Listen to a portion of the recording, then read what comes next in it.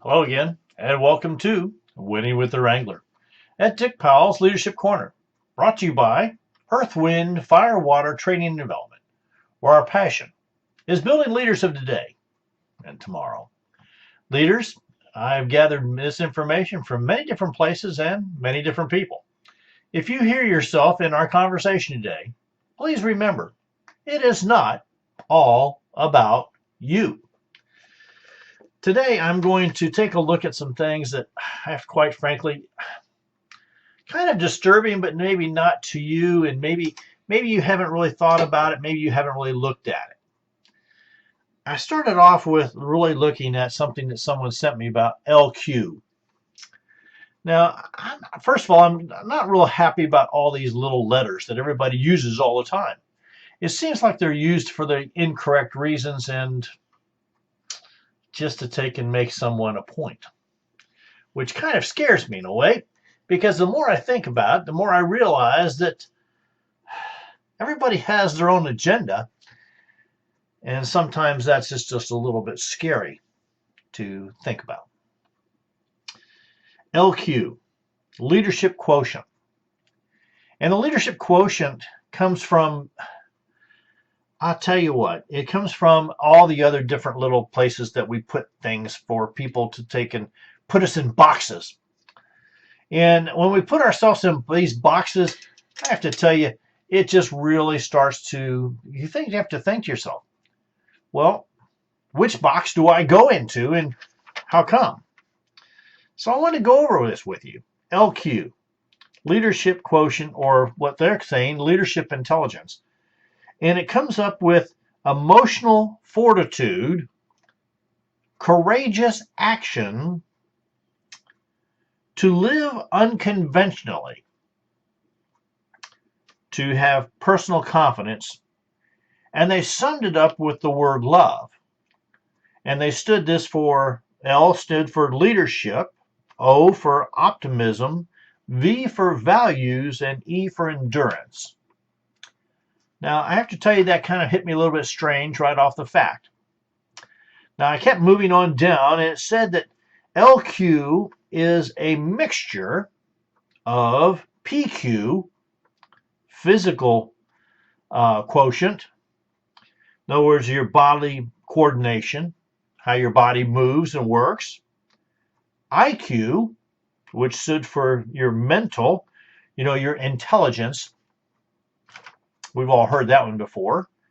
EQ, which was, I think it kind of came up here recently, and it really stands for emotions, your emotional quotient. And SQ, which is one new I hadn't heard before, and it stands for spiritual intelligence. Now, they say that SQ, your spiritual intelligence, is a mixture of IQ, your mental, and your EQ, your emotional. It says here that IQ plus EQ equals SQ. Okay, that means intelligence quotient plus emotional quotient equals your spiritual quotient. Now, they say that the spiritual quotient is made up of self-awareness, knowing who you are and where you are and where you come from. Flexibility. Now, the flexibility they meant that you were flexible to really enjoy and also understand different ways of looking at the spiritual world. And adaptability. You were able to adapt to not only where you were, but into your surroundings as well as your thought process. It went on to say that the spiritual piece also encumbered this vision, values, and wisdom.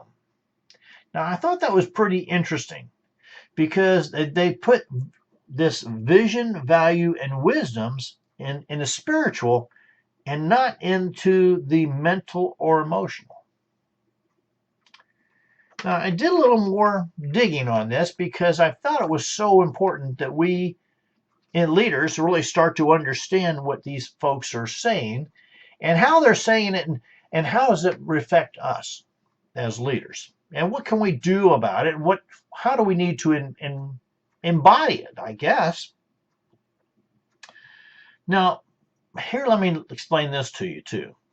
They tell me that emotional intelligence is kind of a shorthand for the psychological researchers to describe how well an individual can manage their own emotions and react to others. Now, I have to tell you, I started looking into this more and more because I felt that when we're dealing with people who are kind of forgetting and not learning how to deal with one another. Where they spend so much time on the internet or the sending messages back and forth without ever really seeing each other eye to eye. And I believe that takes the emotion and changes it, how we deal with one another. You see, the thing about self-awareness really means knowing your strengths and your weaknesses and your triggers. Now, the self-awareness on your triggers is something that maybe someone would say or do that would trigger you to react in a negative or a positive way. And knowing what your triggers are, they say, really is something that we each need to dig into and find out why they trigger us and whether they trigger a positive or a negative emotion. That makes sense. They also tell us that self-management is a piece of this opportunity called emotional intelligence. In self-management, they say being in control of our world and can be able to discuss and have disagreements and remain friendly. Now, what that means is we can actually agree to disagree. We can have discussions. We can learn from one another without this big fear of blowing up and retaliation. Now, that is an emotion that I believe that we all need to work on, including myself, by the way. Motivation. Now, they went on to say motivation is something that people all have different motivators. Some it's money, some it's time, some it's talent, some it's, going out and adventure. It's the motivation, but what they're saying is the joy, personal joy, creating this personal joy and having satisfaction of being productive. Now, I can understand that one. For me, I derive a lot of satisfaction of being productive, whether it's out making a toy or out of wood or raking the yard or something. It's just being productive, whether or not I'm just sitting around watching TV. That's non-productive for me, by the way.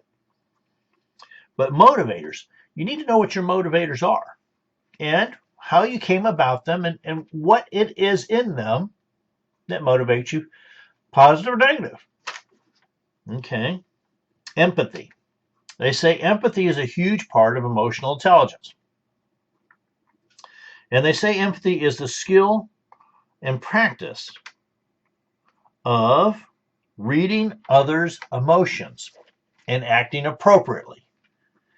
Now, I have to tell you, I've met many people here as of late that I think they struggle with reading people's emotions.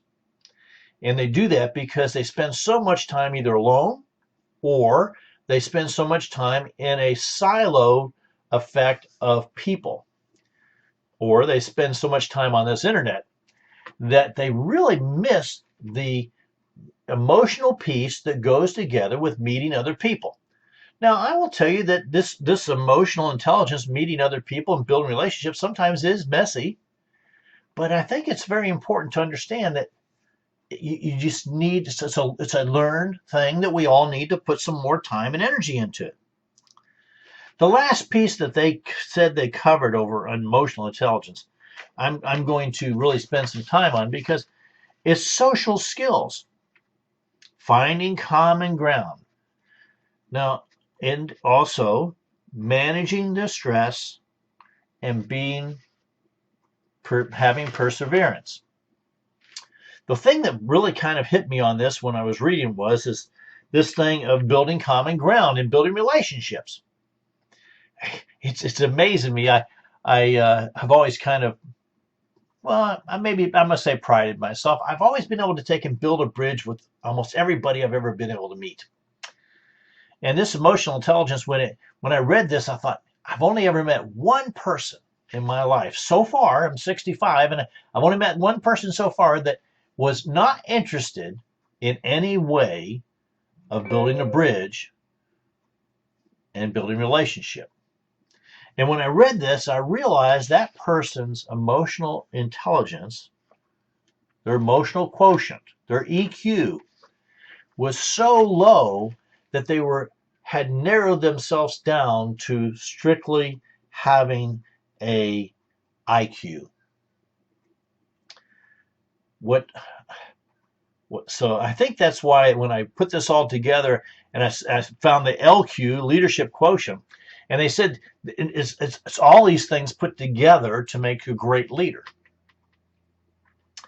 I started to really put things together in my mind as to what we need to do as leaders to build more leaders.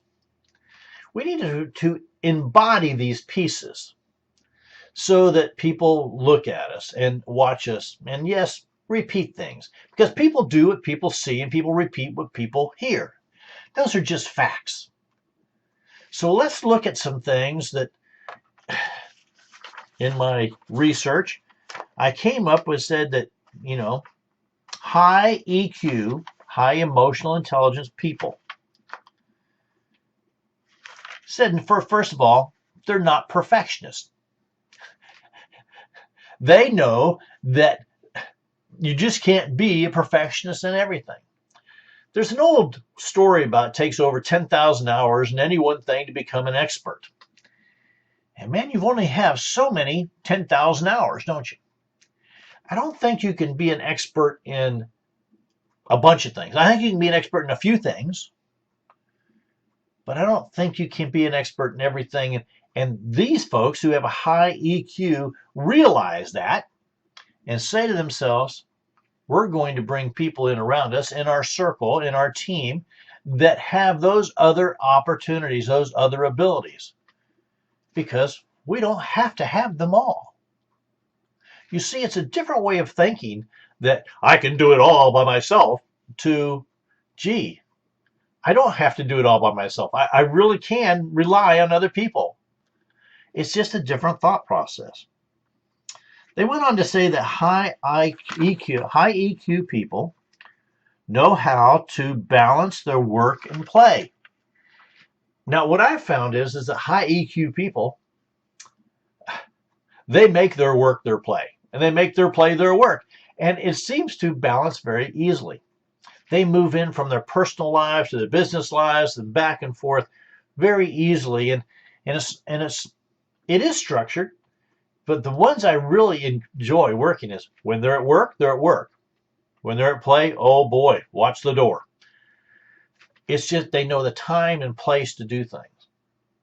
The other folks that I've really enjoyed being around and learning to work with are the ones who can really flow from one to the other very easily. And they know the difference. A lot of people say, well, Dick, when you travel, you work. Yeah, I do. I gather stories. I write stories. I guess I'm working, but for me, it's a lot of times play. So high EQ people know how to balance work and play. Another one that got me really excited, it said that high EQ, high emotional intelligence people embrace change. They love it so much, and they understand that change is the only thing you can count on, and they get excited about it. And they try to share that excitement to others because it's the new, it's the next, it's what's going on, and they're always learning, they're always going, they're always changing, it's wonderful time and being. I watched a young person one time walk through the woods, and it was amazing because they stopped it every time there was a bug, or every time there was an ant, or they saw a butterfly, or they saw a bird, and they stopped and enjoyed that. So I want you to think about that just a minute, how that enjoying the change, embracing the change, knowing that it's going to change.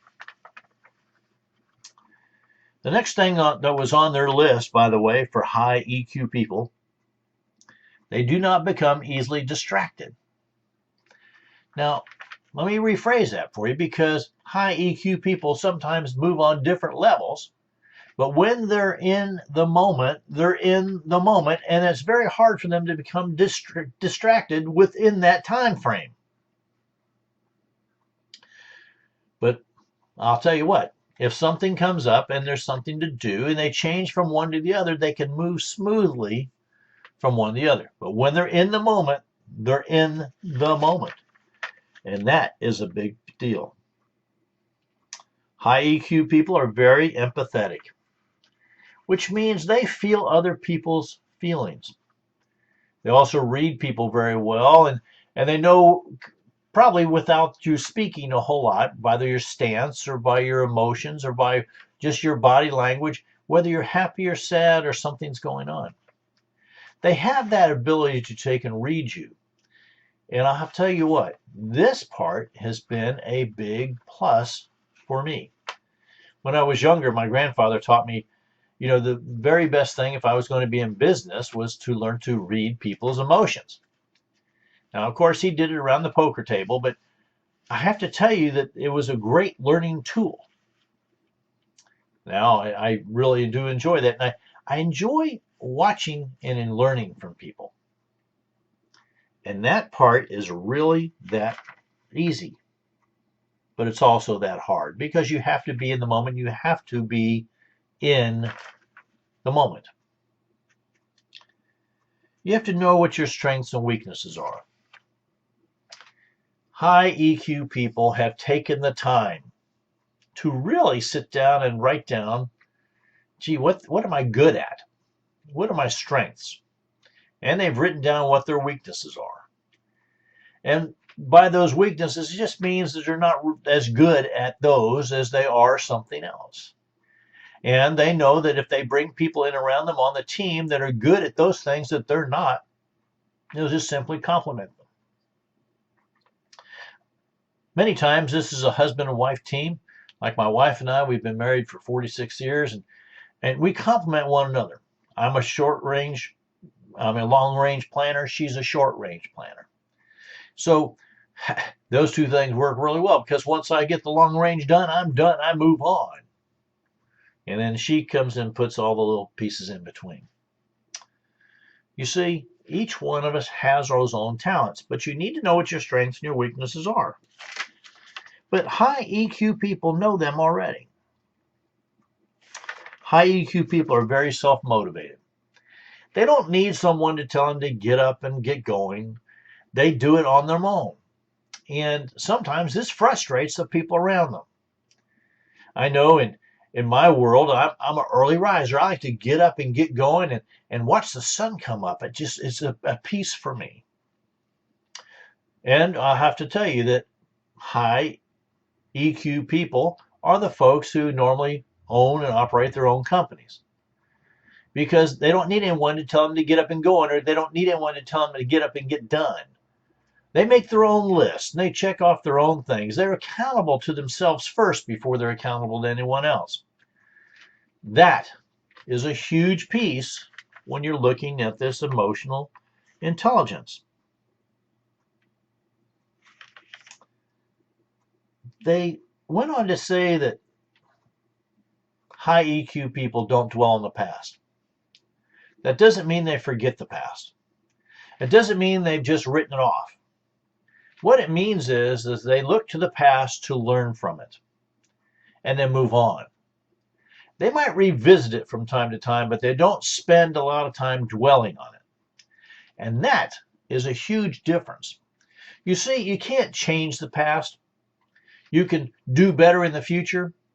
You can maybe change things that what you've done in the past for a different outcome, but you can't change the past. It's there, it's done, it's in the books. So learn from it. What went well, what didn't go well. That's where a journal comes in handy, to be able to look back and check out those things. Don't spend a lot of time there. Learn from it and move on. This one I like. They said that high EQ people really do one thing well, and that's they try to do their best. They do their best to stay in the positive. It's funny when somebody says to me, "You're always smiling." Well, life is pretty darn good.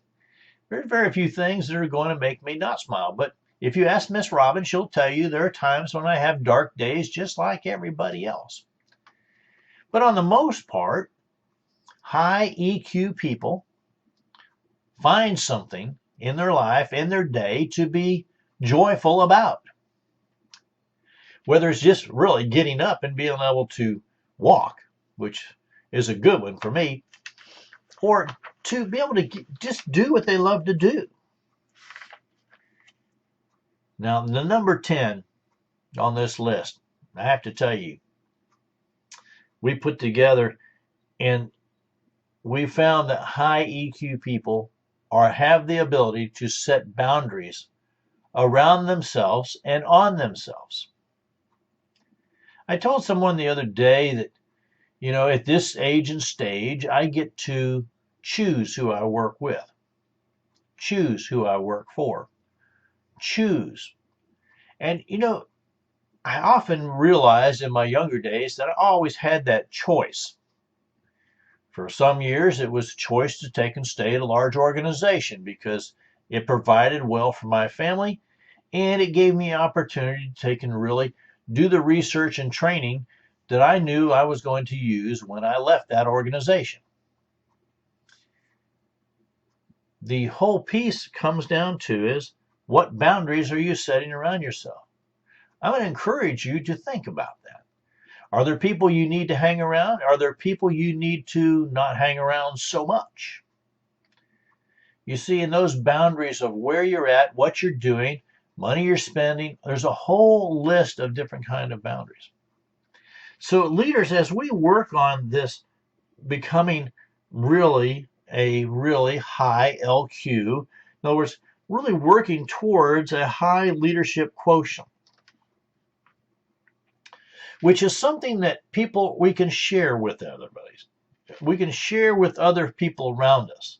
We can share this leadership quotient with people we're going to help bring along as new leaders.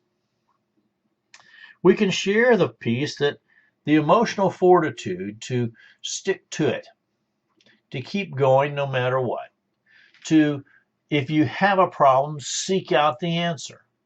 If you have a situation, seek out people who can help you.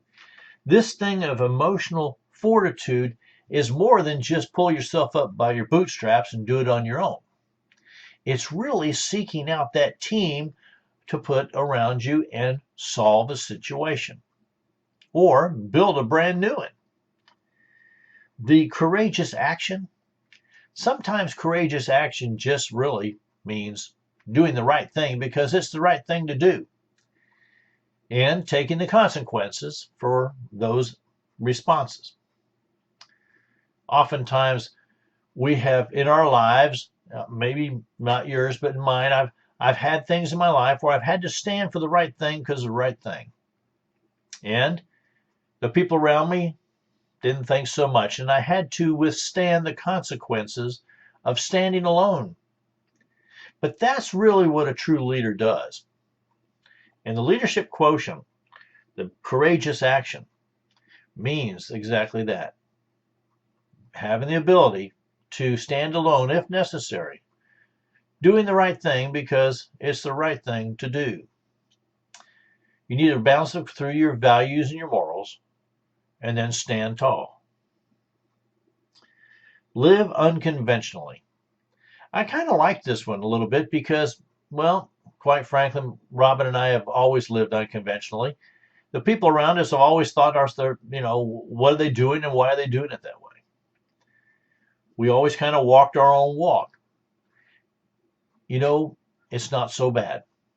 Unconventionally just really means I'm not going to live like everybody else.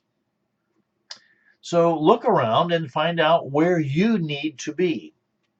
how you need to live. You see, when we were putting away money for our retirement and long range, people laughed at us. How come you're not just enjoying it as you're living?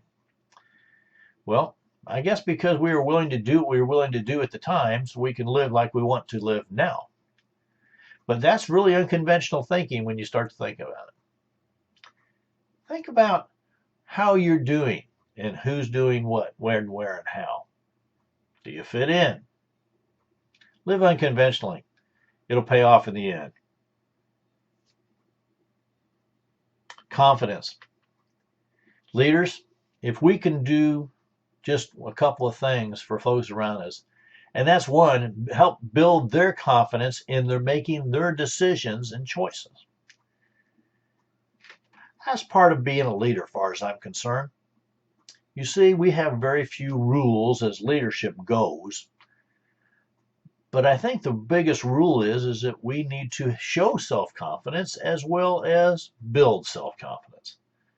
And those are things that you can do on a daily basis. And it's pretty simple. You just have to find everything they're doing well.